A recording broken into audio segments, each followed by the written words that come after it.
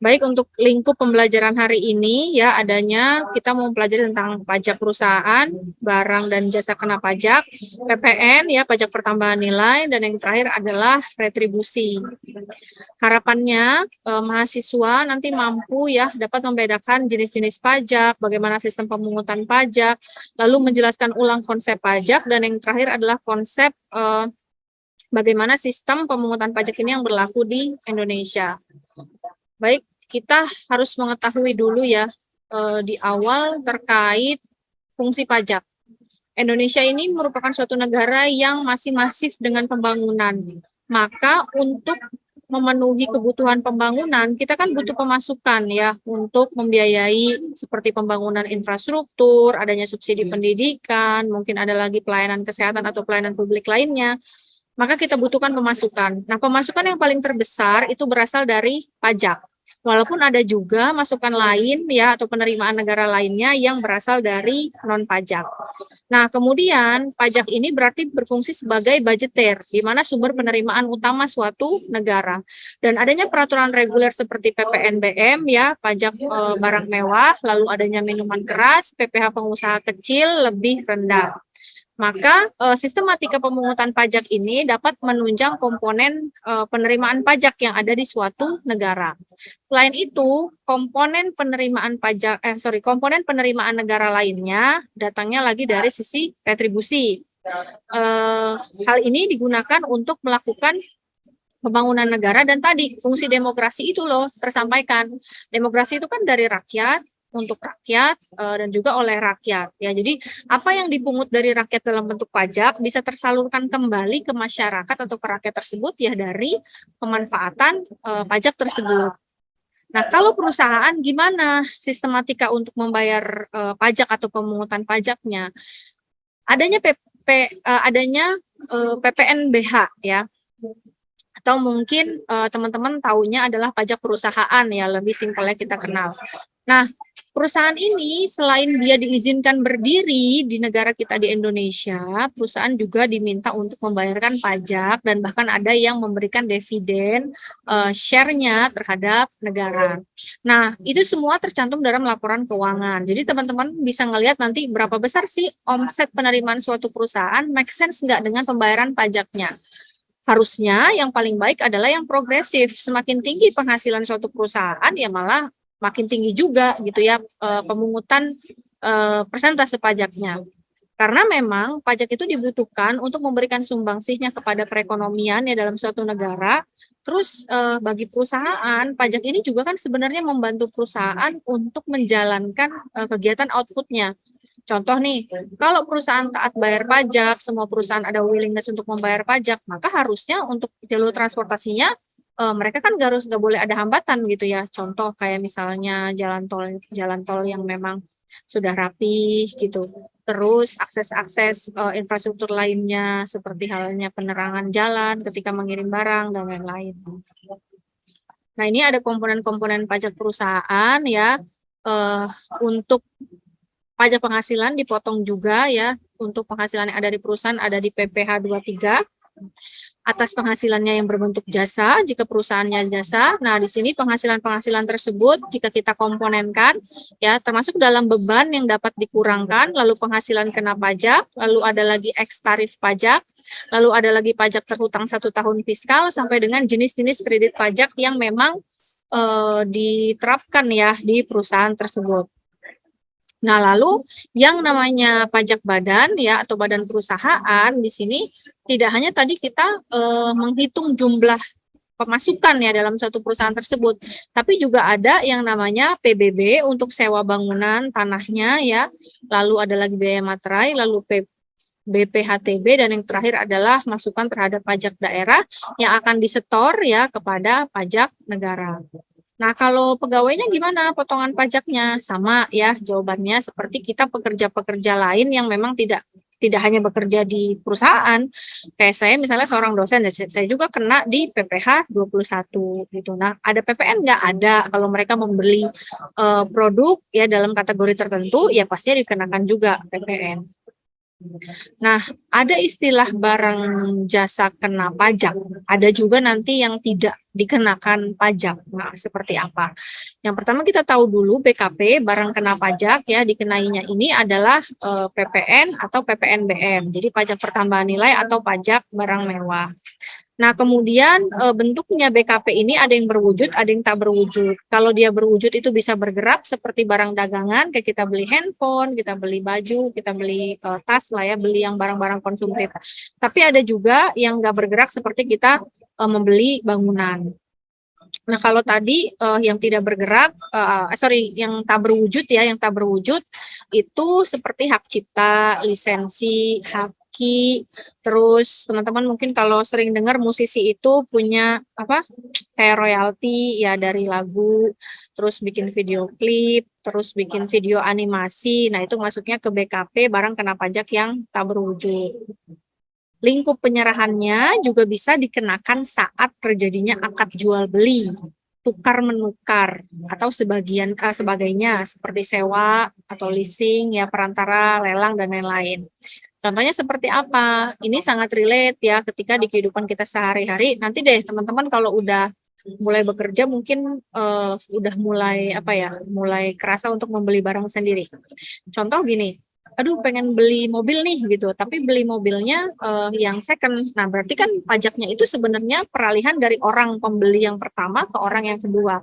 Atau even dari orang yang kedua dia tidak mau ubah nama ya, kayak misalkan ubah pemilik lah kalau misalnya kita beli mobil itu dia tetap pakai nama pembeli yang pertama. Nah, kemudian pembeli yang pertama maka akan dihubungi sama pembeli yang ketiga. Tangan ketiga mobilnya dia mau minta urusan perpajakan dan lain-lain gitu, bahwa membayar pajak masih atas nama pembeli yang pertama. Jadi itu bisa seperti tukar menukar barang. Kalau jual beli berarti udah pindah nama. Misalnya Akila beli produk dari ibu ya, anggaplah kita ibu penjual mobil, Akila beli dari ibu, terus nanti dia mau ubah nama. Nah, ubah nama berarti sudah nama Akila atau nama orang kedua. Nah, ketika orang ketiga juga mau melakukan dan dia ubah nama, yaitu sudah sistematikanya adalah jual beli. Kalau sewa, tukar menukar, yaitu masih bisa lah kita menggunakan apa ya, nama orang yang pembeli sebelumnya. Nah, untuk PPN, pajak pertambahan nilai, ini hakikatnya itu harus di dalam daerah pabean. Daerah pabean itu berarti ya daerah teritorial untuk pengenaan pajak gitu kan. Nah, kegiatannya ini pasti rata-rata adalah kegiatan konsumsi. Konsumsi atas apa? Konsumsi atas barang dan juga jasa. Nah, kemudian lagi hakikatnya PPN ini tipe pemungutannya ada 3 jenis. Yang pertama adalah tipe pemungutan untuk consumption ya. Lalu ada lagi net income, lalu yang terakhir adalah gross product type. Kalau yang consumption itu produksi seperti makanan ya, yang sering kita kenakan pajak PPN kalau kita membeli barang yang untuk dikonsumsi atau dimakan.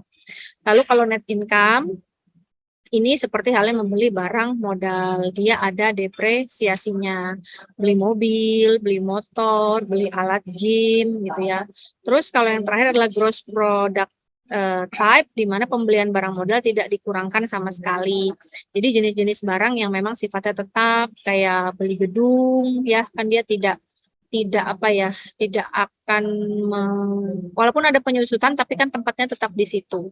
Kalau tadi kenapa nggak bisa sama contohnya kayak mobil Bu? Karena kalau mobil suatu saat maaf yang ngomong ada kecelakaan, tabrakan atau pindah nama juga nilai jualnya akan jauh lebih rendah karena tidak terhitung biaya perawatan gitu. Kalau rumah itu kan jatuhnya dirawat ya teman-teman. Nah, kemudian PPN. PPN ini adanya jenis pemungutan di mana pemungutannya ini bisa juga dialihfungsikan kepada peran ketiga, peran pihak ketiga gitu. Jadi kayak misalkan kita beli handphone gitu ya. Kita beli handphone harusnya kita kalau mau beli di Amerika iPhone 14 ya kita mungkin nggak bayar pajak begitu tinggi. Tapi ketika sudah masuk ke Indonesia, beli di iBox, beli di iStore, wah pajaknya dikenakan besar. Nah, pihak ketiga tidak mau menanggung pajak, maka dilimpahkan kepada pembeli, kayak gitu juga bisa. Atau kita belinya kolektif nih dari kantor, misalnya oh lagi ada kredit motor gitu ya, satu jenis motor nih, motor Honda. Gimana ya cara pemungutan PPN-nya? Iya bisa dikolektifkan nanti kepada bendahara entitas. Nah, untuk barang-barang yang tidak kena pajak, di sini ada dari barang-barang jenis hasil pertambangan, kebutuhan pokok, hidangan yang disajikan restoran atau catering, dan yang terakhir adalah uang, emas, batangan ya, dan juga surat berharga. Tapi ini ada kontradiktif ya, ketika hidangan yang disajikan di hotel dan restoran, kalau kita makannya di kafe, kita juga kena PPN. Bahkan kalau kita makan di hotel hanya untuk booking untuk makan kita juga kena. Nah, itu masuknya kepada pemungutan pajak daerah. Kalau di pajak pusat mungkin tidak diperkenakan. Kalau yang ini terkait penyerahan dan impor BKP dibebaskan dari PPN ya, teman-teman. Jadi jenis-jenis apa aja nih yang barang-barang impor dia dibebaskan dari PPN. Kayak item untuk rumah susun, ya untuk pondok, asrama mahasiswa, suku cadang pesawat, transportasi yang memang kalau kita lihat di sini kebutuhannya adalah kebutuhan nasional. Kayak kebutuhan yang tercantum dalam kebijakan PEN, tahu ya, percepatan ekonomi nasional. Syarat-syarat lain rumah susun dan rumah susun sederhana ya. Di sini juga dikategorikan luasnya kurang dari 36 meter persegi, harga jualnya kurang dari 70 juta untuk unit ditinggalkan sendiri atau yang susun sederhana kurang dari 21, harga jualnya juga kurang dari 75 juta. Nah, penyerahan dan impor barang kena pajak dapat dibebaskan ya untuk beberapa barang modal yang sifatnya kebutuhan masyarakat besar ya, kayak unggas, ternak ikan, atau mungkin ada perusahaan air, listrik, tapi harus syaratnya seperti ini. Nah, ini contohnya aja syarat rumah ya, syarat rumah rusunami yang dibebaskan dari PPN. Ada jenis luasnya, ada harga, dan juga watt listrik yang tersedia. Jasa-jasa lainnya yang tidak kena pajak seperti jasa medik, jasa pendidikan, pelayanan sosial ya, tempat parkir. Nah, kalau ini sebenarnya masuknya kepada retribusi nanti ya kita jelaskan. Nah, sekarang penyerahan jasa kena pajak yang dibebaskan terhadap PPN, jasa sewa kapal, jasa reparasi, jasa terkait penyediaan barang batas dan juga foto udara, lain-lain, ini lebih masuknya kepada retribusi. Nah, ini dia pengertian dari retribusi. Jadi kalau retribusi itu pemungutan daerah sebagai pembayaran atas jasa atau pemberian izin tertentu yang khusus disediakan oleh pemerintah. Jadi tadi jasa-jasa yang sewa-sewa tadi ya, bahkan jasa rumah sakit juga itu dikenakan nih kepada jasa retribusi. Kebersihan lingkungan itu juga kena diretribusi. Penyediaan air bersih juga kena diretribusi.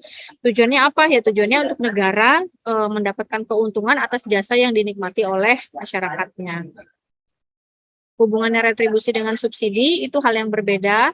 Karena kalau retribusi itu kita yang disuruh bayar atas jasa yang kita nikmati, kalau subsidi itu kita yang mendapat bantuan. Ya. Jadi penikmatan jasa kita jadi jauh lebih bertambah.